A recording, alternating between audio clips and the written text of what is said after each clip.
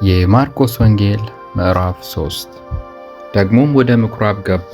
በዚያም እጁ የሰለለች ሰው ነበር።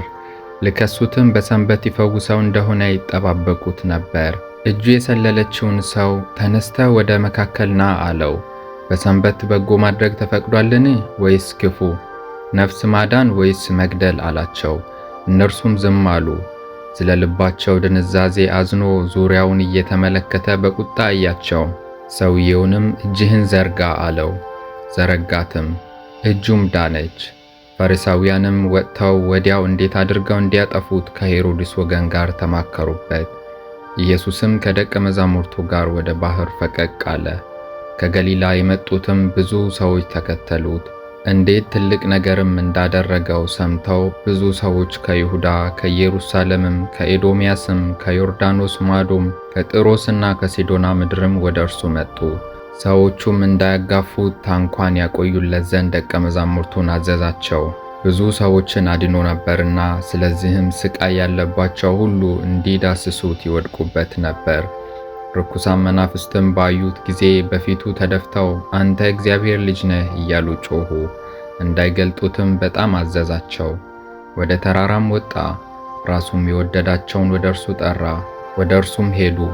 ከእርሱም ጋር እንዲኖሩና ለመስበክ እንዲልካቸው፣ ድውዮችንም ሊፈውሱ አጋንንትንም ሊያወጡ ሥልጣን ይሆንላቸው ዘንድ 12 አደረገ። ስምዖንንም ጴጥሮስ ብሎ ሰየመው፣ የዘብዴዎስንም ልጅ ያዕቆብን፣ የያዕቆብንም ወንድም ዮሐንስን ቦአነርጌስ ብሎ ሰየማቸው፣ የነጎድጓድ ልጅ ማለት ነው። እንድርያስንም፣ ፊልጶስንም፣ በርተሎሜዎስንም፣ ማቴዎስንም፣ ቶማስንም፣ የእልፍዮስን ልጅ ያዕቆብንም፣ ታዴዎስንም፣ ቀነናዊውንም ስምዖንን፣ አሳልፎ የሰጠውንም የአስቆሮቱን ይሁዳን። ወደ ቤትም መጡ። እንጀራም መብላት እንኳ እስኪሳናቸው ድረስ እንደገና ብዙ ሰዎች ተሰበሰቡ። ዘመዶቹም ሰምተው አበደ ብለዋልና ሊይዙት ወጡ።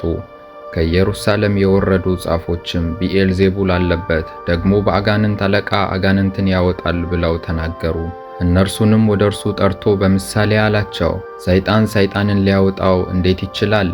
መንግሥትም እርስ በርሷ ከተለያየች ያች መንግሥት ልትቆም አትችልም።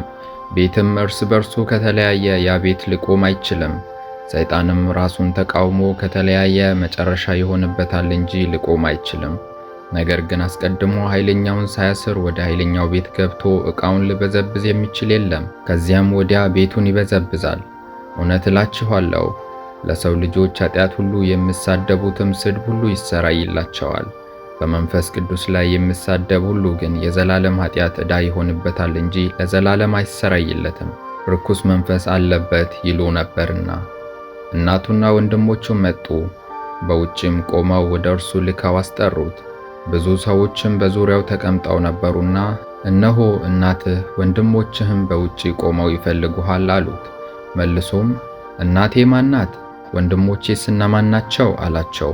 በዙሪያው ተቀምጠው ወደ ነበሩትም ተመለከተና፣ እነሆ እናቴ ወንድሞቼም፣ የእግዚአብሔርን ፈቃድ የሚያደርግ ሁሉ እርሱ ወንድሜ ነው፣ እኅቴም እናቴም አለ።